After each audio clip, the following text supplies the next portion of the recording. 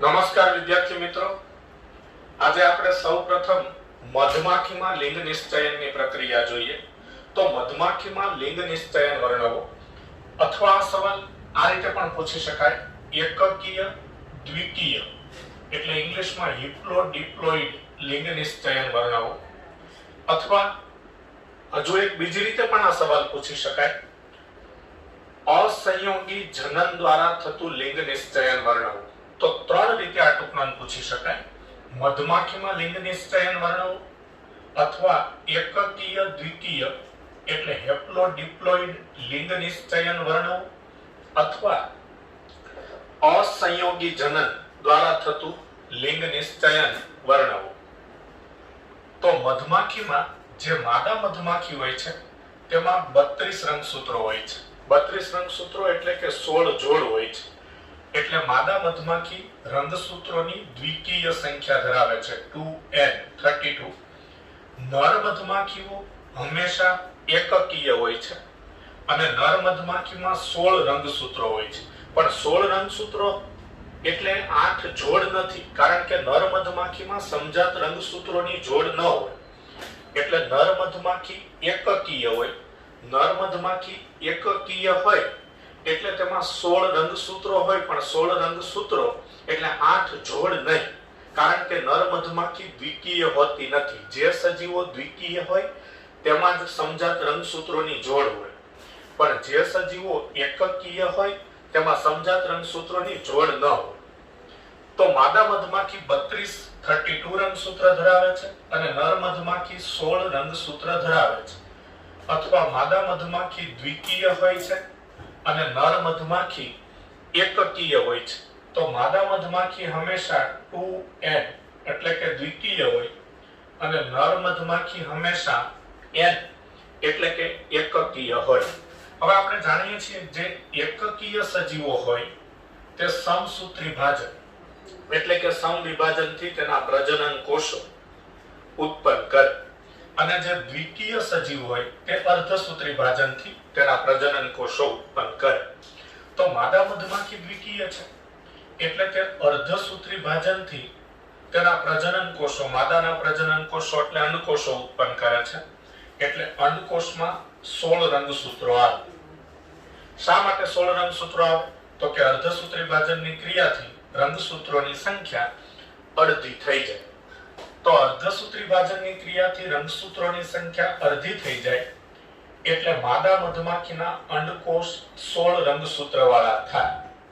પરંતુ નર મધમાખી એકકીય છે એટલે તે સમવિભાજનથી તેના પ્રજનન કોષ ઉત્પન્ન કરે. સમવિભાજનથી તેના પ્રજનન કોષ ઉત્પન્ન કરે એટલે નર મધમાખીના શુક્રકોષમાં પણ 16 રંગસૂત્ર આવે, કારણ કે સમવિભાજનથી ઉત્પન્ન થતા કોષમાં રંગસૂત્રોની સંખ્યા બદલાય નહીં.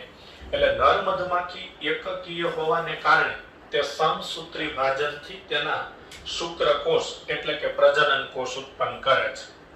હવે જો માદા મધમાખીના અંડકોષનું ફલન ન થાય અને છતાંય તેમાંથી સીધો ગર્ભ વિકાસ થઈ નવી સંતતિ ઉત્પન્ન થાય તો તે નર મધમાખી બને.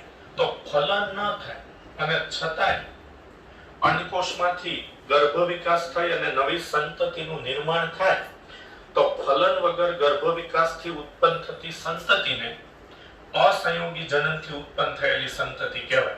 એટલે કે ફલન વગર પણ અંડકોષમાંથી સીધો ગર્ભ વિકાસ થઈ અને નવી સંતતિ ઉત્પન્ન થાય તો આ ઘટનાને આપણે બાયોલોજીમાં અસંયોગી જનન કહીએ છીએ. અસંયોગી જનન વનસ્પતિઓમાં પણ થાય છે, જેનો વિગતવાર અભ્યાસ આપણે 12મા ધોરણના બાયોલોજીમાં બીજા ચેપ્ટરમાં સપુષ્પી વનસ્પતિના લિંગી પ્રજનનના ચેપ્ટરમાં કરેલો છે. એટલે અસંયોગી જનન એટલે અંડકોષનું ફલન ન થાય છતાંય અંડકોષમાંથી સીધો ગર્ભ વિકાસ થઈ અને નવી સંતતિનું નિર્માણ થાય, એ ક્રિયાને અસંયોગી જનન કહેવાય. એટલે જો માદા મધમાખીના અંડકોષનું અસંયોગી જનન થાય એટલે કે તેનો ફલન ન થાય છતાં તેમાંથી ગર્ભ વિકાસ થઈ નવી સંતતિ બને તો તે નવી સંતતિમાં 16 રંગસૂત્ર આવે, કારણ કે ફલન ન થાય એટલે માત્ર અંડકોષના રંગસૂત્રો જ સંતતિમાં આવે. શુક્રકોષના રંગસૂત્રો સંતતિમાં આવે નહીં, કારણ કે ફલન ન થયું હોય એટલે ફલન ન થયું હોય એટલે કે અસંયોગી જનન થયું હોય એટલે માત્ર અંડકોષના જ રંગસૂત્રો સંતતિમાં આવે, એટલે કે 16 રંગસૂત્રો જ સંતતિમાં આવે તો તે સંતતિ નર બને.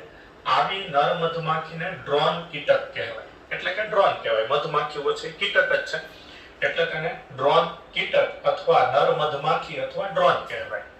પરંતુ જો નર મધમાખીના શુક્રકોષ દ્વારા અંડકોષનું ફલન થાય તો 16 રંગસૂત્રો શુક્રકોષના એટલે કે નરજન્યુના અને 16 રંગસૂત્ર અંડકોષના, તો ફલિતાંડમાં 16 + 16 એટલે કે 32 રંગસૂત્રો આવે અને આવા 32 રંગસૂત્રો વાળા ફલિતાંડનો ગર્ભ વિકાસ થઈ નવી સંતતિ બને તો તે માદા મધમાખી બને, કારણ કે માદા મધમાખીઓ છે એ 32 રંગસૂત્રો ધરાવે છે અને દ્વિકીય હોય છે. એટલે જો અંડકોષનું ફલન ન થાય એટલે કે અસંયોગી જનન થાય અને તેમાંથી નવી સંતતિનું નિર્માણ થાય તો તે સંતતિ નર બને. અને જો અંડકોષનું શુક્રકોષ દ્વારા ફલન થાય અને ફલિતાંડમાંથી નવી સંતતિનું નિર્માણ થાય તો તે માદા મધમાખી બને છે. મધમાખીમાં લિંગ નિશ્ચયન ફલિતાંડના રંગસૂત્રોના સમૂહની સંખ્યા પર આધારિત છે. તો આપણે એ વાત અહીંયા સમજી લીધી કે ભાઈ મધમાખીમાં લિંગ નિશ્ચયન એટલે કે ફલિતાંડમાંથી ઉત્પન્ન થતી મધમાખી નર થશે કે માદા, તેનો આધાર શેના પર? તો ફલિતાંડના રંગસૂત્રોના સમૂહની સંખ્યા પર. એટલે ફલિતાંડમાં જો 16 જ રંગસૂત્રો હોય તો નર મધમાખી થાય અને ફલિતાંડમાં જો 32 રંગસૂત્રો હોય તો માદા મધમાખી થાય. એટલે મધમાખીની સંતતિ નર થશે કે માદા તેનો આધાર ફલિતાંડના રંગસૂત્રોના સમૂહની સંખ્યા પર છે. એટલે કે ફલિતાંડમાં કેટલા રંગસૂત્રો છે તેના પર તેનો આધાર હોય છે કે તે ફલિતાંડમાંથી વિકાસ પામતી સંતતિ નર થશે કે માદા. દ્વિકીય ડિંભ એટલે જ્યારે ફલન થયું હોય ત્યારે આ ફલિતાંડ છે એ દ્વિકીય બને, કારણ કે આમાં સમજાત રંગસૂત્રોની જોડ થઈ જાય.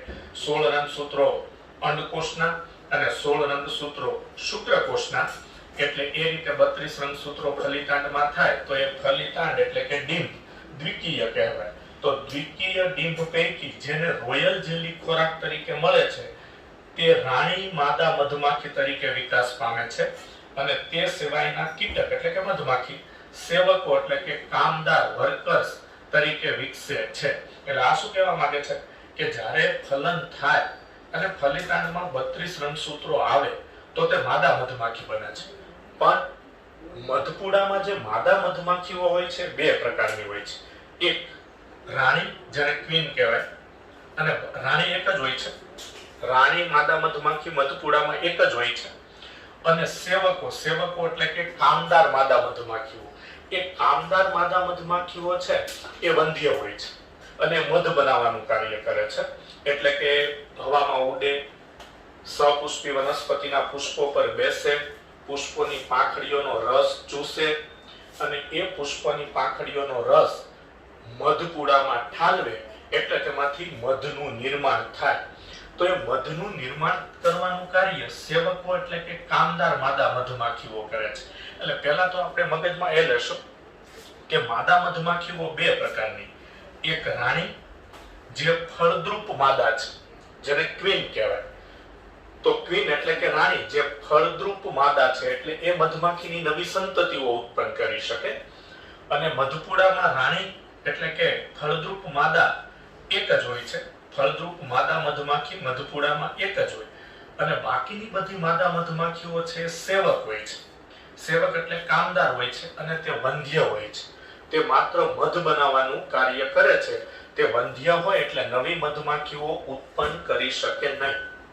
ઓકે, તો આ જે દ્વિકીય ડિંભ બને છે એટલે કે દ્વિકીય ફલિતાંડ બને છે ફલન થવાથી 32 રંગસૂત્રો વાળો, તેમાંથી જે માદા થઈ શકે એ રાણી પણ થઈ શકે અથવા કામદાર એટલે કે સેવકો પણ થઈ શકે. તો ક્યારે રાણી થાય? તો ફલિતાંડનો વિકાસ, ગર્ભ વિકાસ થતો હોય ત્યારે તેને રોયલ જેલી ખોરાક તરીકે પ્રાપ્ત થાય. રોયલ જેલી ખોરાક એટલે વધુ માત્રામાં ખોરાક પ્રાપ્ત થવું. તેના માટે અહીંયા શબ્દ વાપરો છે રોયલ જેલી ખોરાક. એટલે ફલિતાંડનો ભ્રૂણ વિકાસ જ્યાં થતો હોય છે ત્યાં તેને રોયલ જેલી ખોરાક એટલે કે વધુ માત્રામાં ખોરાક પ્રાપ્ત થાય, તો વધુ માત્રામાં ખોરાક પ્રાપ્ત થાય તેને રોયલ જેલી ખોરાક કહેવાય. તો જે ડિંભને એટલે કે જે ફલિતાંડને રોયલ જેલી ખોરાક પ્રાપ્ત થાય એટલે કે વધુ માત્રામાં ખોરાક પ્રાપ્ત થાય તો તેમાંથી રાણી બને, અને એ સિવાયના બધા ડિંભ કે જેને રોયલ જેલી ખોરાક પ્રાપ્ત થતો નથી એટલે કે વધુ માત્રામાં ખોરાક પ્રાપ્ત થતો નથી, થોડો ઓછો ખોરાક પ્રાપ્ત થાય છે, તે બધા ડિંભ સેવકો એટલે કે કામદાર તરીકે વિકાસ પામે છે. નર મધમાખીને પીતા નથી. એટલા માટે નર મધમાખીને પીતા નથી કે નર મધમાખી છે એ તો અસંયોગી જનનથી નિર્માણ પામેલી છે, એટલે એમાં માત્ર અંડકોષના જ રંગસૂત્રો આવે, માત્ર માતાના જ રંગસૂત્રો આવે, એટલે તેને પીતા નથી અને તેથી પુત્રો પણ નથી. એટલે કે નર મધમાખી છે એ તો અસંયોગી જનન દ્વારા ઉત્પન્ન થયેલી છે, એટલે તેમાં શુક્રકોષના રંગસૂત્ર ન આવે, નરજન્યુના શુક્રકોષ નરજન્યુ એટલે કે શુક્રકોષના રંગસૂત્ર ન આવે, એટલે તેને પિતા નથી અને તેથી પુત્રો પણ નથી.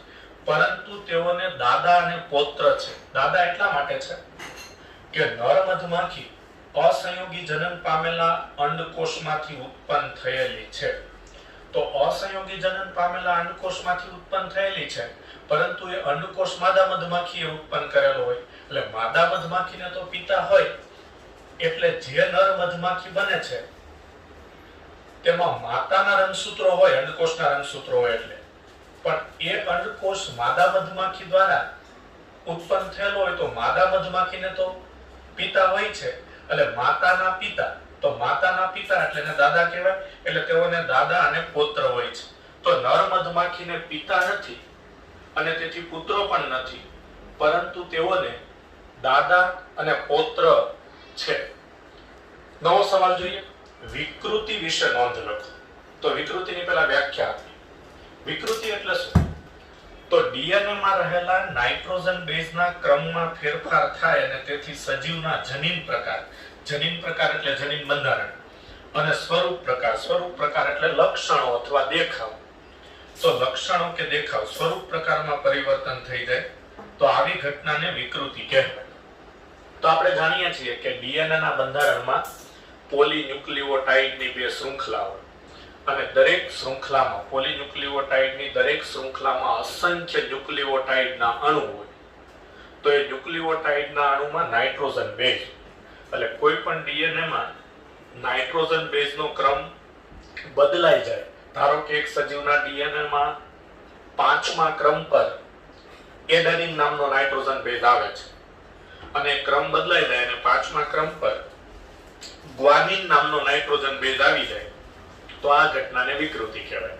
અને વિકૃતિને કારણે સજીવના જનીન પ્રકાર એટલે જનીન બંધારણ અને સ્વરૂપ પ્રકાર એટલે કે દેખાવ અથવા લક્ષણોમાં પણ ફેરફાર થાય, કારણ કે જનીનો ડીએનએ ના બનેલા છે, અને સજીવમાં માતા પિતાના જે લક્ષણો વારસામાં આવે છે તે ડીએનએ દ્વારા આવે છે.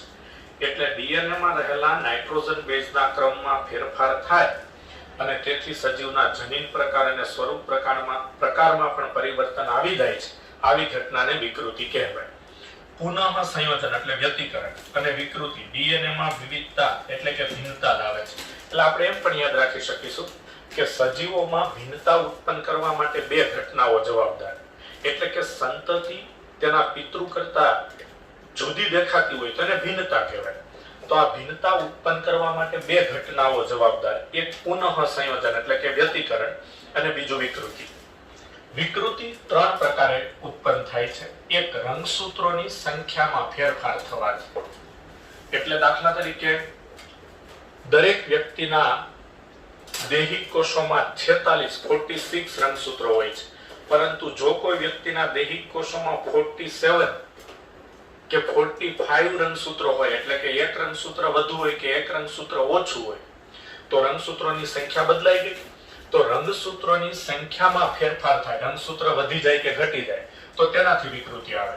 પછી રંગસૂત્રોની રચનામાં ફેરફાર થવાથી, નીચે આકૃતિમાં આપણે જોઈ શકીએ છીએ કે આ એક સામાન્ય રંગસૂત્ર છે, પણ આ રંગસૂત્રમાં માની લો કે આનો ઉપરનો આ ભાગ છે, આ જે રંગસૂત્રિકા છે, એ રંગસૂત્રિકાનો ઉપરનો જે થોડોક છેડો છે એ કપાઈ ગયો, અથવા એ રંગસૂત્રિકાનો છેડો થોડો વધારે મોટો થયો, એટલે કે એવા રંગસૂત્રો બન્યા કે જેમાં એક આ રંગસૂત્રિકા છે એનો છેડો વધારે લાંબો થાય છે.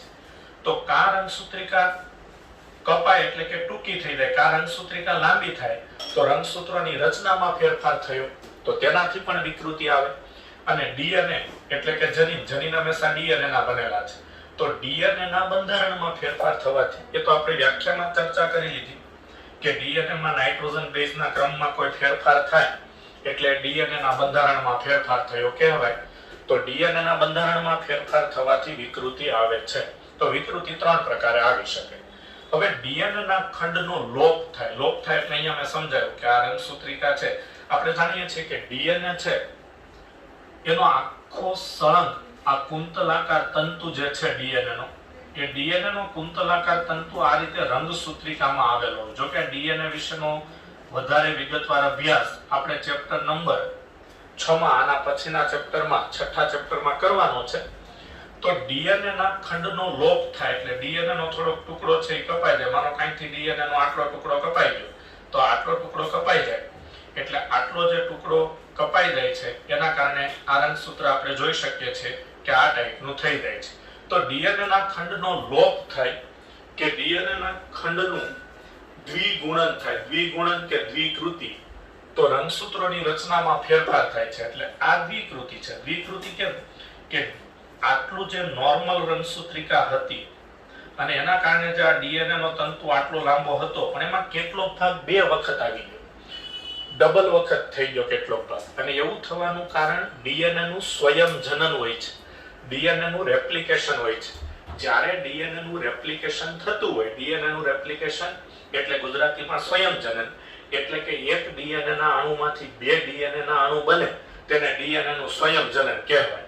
તો જ્યારે ડીએનએ નું સ્વયં જનન થતું હોય ત્યારે કેટલો ભાગ 2 વખત આવી જાય, કેટલાક નાઇટ્રોજન બેઝ તેમાં ડબલ વખત આવી જાય. એ ડબલ વખત આવી જાય એટલે રંગસૂત્રિકા આટલી લાંબી થઈ જાય તો તેને દ્વિગુણન કહેવાય. અહીં આકૃતિમાં બંને દર્શાવ્યું છે. આ એક નોર્મલ રંગસૂત્ર છે, એના પર A B C D E F એમ 6 જનીનો છે.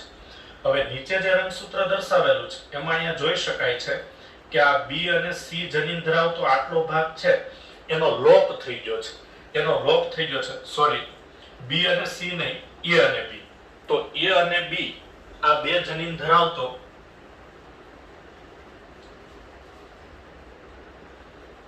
ફરીવાર A અને B અને C નહીં પણ A અને B આ 2 જનીન ધરાવતો આટલો છેડાનો ભાગ લોપ થઈ ગયો છે. લોપ થઈ ગયો છે એટલે કપાઈ ગયો છે અને એ ભાગ વિઘટન પામી ચૂક્યો છે. એટલે એટલો ટુકડો રંગસૂત્રમાં નથી, એટલે નવું જે પરિણામી રંગસૂત્ર બનશે વિકૃતિ થવાને કારણે એના પર જનીન C D E F as it is છે, એમ જ છે, એમાં કોઈ ફેરફાર નથી. તો આ લોપ થઈ ગયો. હવે હમણાં આપણે વાત કરી કે દ્વિગુણન થાય એટલે કેટલો ભાગ ડબલ વખત પણ આવી જાય.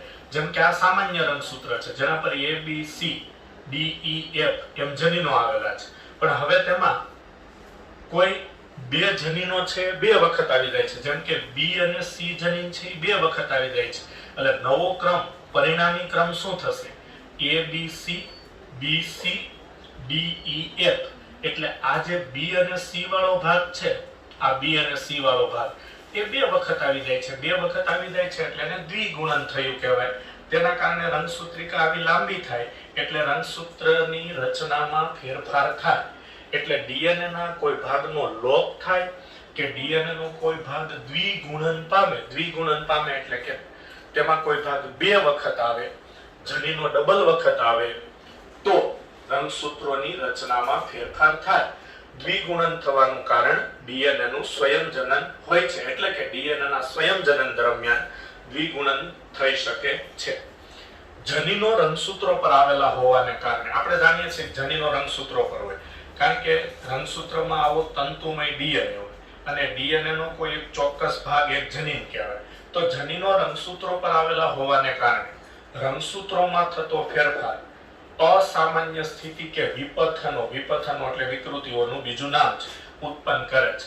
તો જનીનો રંગસૂત્ર પર હોય એટલે રંગસૂત્રમાં કોઈ ફેરફાર થાય એટલે જનીનમાં ફેરફાર થયો હોય તો જ ફેરફાર થયો હોય. જેમ કે લોપ, દ્વિગુણન એટલે સજીવમાં અસામાન્ય સ્થિતિ મતલબ કોઈ રોગ થાય કે વિપથનો એટલે વિકૃતિઓ. તો અસામાન્ય સ્થિતિ, વિપથનો, વિકૃતિઓ એ બધા અહીંયા પર્યાય શબ્દો જ છે.